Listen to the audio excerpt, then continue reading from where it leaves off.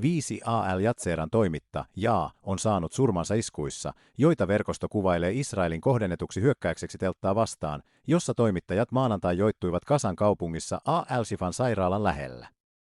Hyökkäys tapahtui myöhään sunnuntai-iltana ja vei hengen joiltakin Gazan omistautuneimmilta toimittajilta. Uhrien joukossa oli Anas Al-Sarif, tunnettu 28-vuotias Al Jazeera Arabikin kirjeenvaihtaja, joka oli raportoinut laajasti Pohjois-Gazasta. Al-Sarifin mukana kuolivat hänen kollegansa, kirjeenvaihtaja Mohammed Kreisi sekä kuvaajat Ibrahim Zaher, Mohammed Noufal ja Moamen Aliva. Iskussa kuoli myös 2 muuta henkilöä, mikä nostaa kokonaiskuolon uhrien määrän 7. Vähän ennen kuolemaansa Al-Sarif oli julkaissut sosiaalisessa mediassa päivityksen Israelin intensiivisestä Gazan kaupungin pommituksesta, jossa hän kuvasi niin kutsuttu ja tulivyöhykkeitä keskittyneitä pommiiskuja, jotka kohdistuivat kaupungin itäisiin ja eteläisiin osiin. Hänen viimeisessä videossaan kuului voimakasta ohjusiskujen ääntä taustalla, ja pimeä taivas valaistui oransseista räjähdyksistä. Hänen viimeinen viestinsä, joka oli kirjoitettu arabiaksi, kuului: keskeytymätöntä pommitusta. Viimeisten 2 tunnin aikana Israelin aggressio Gazan kaupunkia vastaan on kiihtynyt.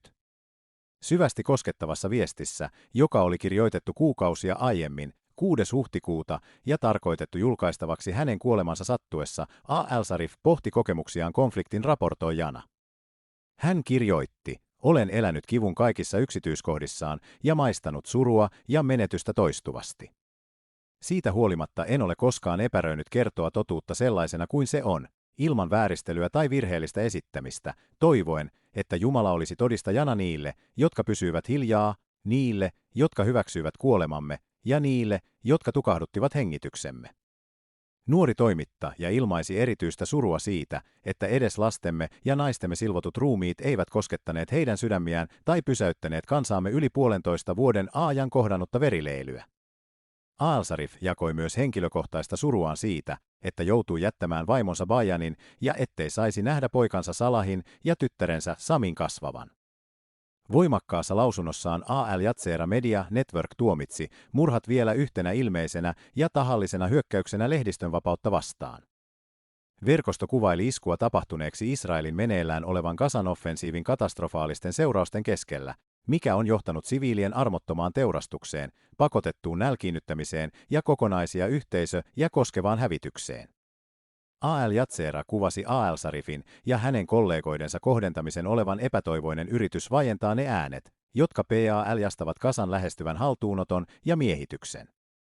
Verkosto kehotti kansainvälistä yhteisöä ja asiaan kuuluvia järjestöjä ryhtymään ratkaiseviin toimiin tämän käynnissä olevan kansanmurhan pysäyttämiseksi ja lopettamaan toimittajiin kohdistuvan tarkoituksellisen kohdentamisen. Al Jazeera kirjeenvaihtaja Hani Mahmoud, joka työskenteli vain korttelin päässä hyökkäyksen aikaan, kuvaili Al-Sarifin kuolemasta raportoimista vaikeimmaksi tehtäväkseen 22 kuukauden sotatoimien raportoinnin aikana. Mahmoud, joka raportoi Al Jazeeran englanninkieliselle kanavalle, sanoi, että toimittajat tapettiin heidän uupumattoman raportointinsa vuoksi nälästä, nälänhädästä ja aliravitsemuksesta, joita Gazan palestiinalaiset kärsivät, koska he toivat totuuden tästä rikoksesta kaikkien tietoon. Israelin armeija antoi lausunnon, jossa se vahvisti niin kutsutun tietoisen Al-Sarifin tappamisen ja syytti toimittajaa Hamassolun johtamisesta ja rakettiiskujen edistämisestä Israelin siviilejä ja joukkoja vastaan. Israelin viranomaiset väittivät omaavansa asiakirjoja, jotka tarjoavat yksiselitteisiä todisteita hänen osallisuudestaan palestiinalaisryhmään. Nämä väitteet on kuitenkin kiistetty voimakkaasti ihmisoikeusjärjestöjen ja median tarkkailijoiden toimesta. Muhammed Shehada, analyytikko Euromed Human Rights Monitorista, sanoi, että ei ole yhtään todisteita Al-Sarifin osallistumisesta vihollisuuksiin. Hänen koko päivittäinen rutiininsa oli seistä kameran edessä aamusta iltaan, Shehada kertoi Al Jazeeralle.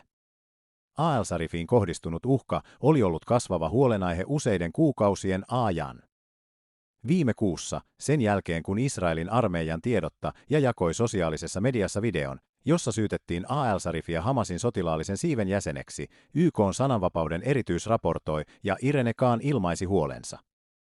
Khan sanoi olevansa syvästi huolissaan Israelin armeijan toistuvista uhkauksista ja syytöksistä al-Sharifia vastaan ja totesi, että pelko al-Sharifin turvallisuuden puolesta on hyvin perusteltu, koska on kasvavia todisteita siitä, että Israelin armeija on kohdentanut toimittajia Gazassa vahvistamattomien väitteiden perusteella, joiden mukaan he olivat Hamas-terroristeja. Al-Jazeera on syyttänyt Israelin viranomaisia todisteiden väärentämisestä yhdistääkseen heidän työntekijöitään Hamasiin ja on äskettäin tuominnut sen, mitä se kuvailee vihakampanjaksi toimittajiaan vastaan Gazassa. Committee Torstai Protect Journalists on myös ilmaissut syvää huolta al-Sharifin turvallisuudesta ja todennut, että hän oli Israelin armeijan mustamaalauskampanjan kohteena. Tämä tapaus on osa laajempaa ilmiötä. Sen jälkeen, kun Israel aloitti sotilasoperaationsa Gazassa lokakuussa 2023, se on säännöllisesti syyttänyt palestiinalaistoimittajia Hamasin jäsenyydestä, mikä ihmisoikeusryhmien mukaan on yritys mitätöidä heidän raportointinsa väitetyistä Israelin väärinkäytöksistä. Näiden 5 toimittajan kuolema lisää median työntekijöiden järkyttävää uhrilukua konfliktissa. Israelin armeija on tappanut yli 200 toimittajaa ja mediatyöntekijää pommitusten alkamisen jälkeen, mukaan lukien useita muita al-Jazeeran toimittajia ja heidän perheenjäseniään. Tämä on tehnyt nykyisestä konfliktista yhden historian tappavimmista toimittajille maailmanlaajuisesti. Anas al-Sharifin ja hänen 4 kollegansa murha ei ole vain henkilökohtainen tragedia heidän perheilleen ja al-Jazeera-verkostolle, vaan myös merkittävä isku lehdistönvapaudelle ja yleisön oikeudelle saada tietoa yhtenä aikamme kriittisimmistä konflikteista. Heidän sitoutumisensa totuuden kertomiseen, jopa hengenvaaran edessä, edustaa journalismin korkeimpia ihanteita. Kun kansainvälinen yhteisö kamppailee näiden tapahtumien kanssa, jatkavat näiden toimittajien äänet väkivallan vaientamina soimista heidän viimeisissä raporteissaan ja heidän työnsä syvässä vaikutuksessa todistuksena inhimillisestä kärsimyksestä. Tämä on ollut erikoisraportti 5 al-Jazeeran toimittajan traagisesta murhasta Gazassa. Muistamme heidän omistautumisensa totuudelle ja heidän äärimmäisen uhrauksensa journalismin palveluksessa.